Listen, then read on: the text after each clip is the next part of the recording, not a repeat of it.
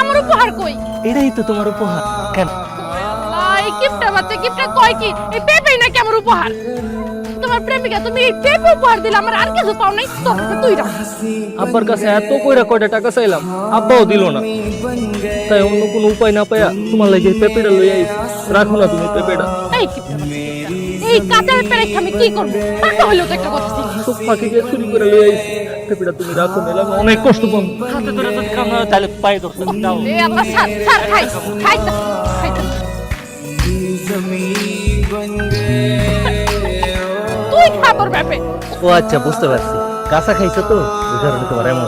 এই এই এই আমার 16 কই, আমার 16 কই?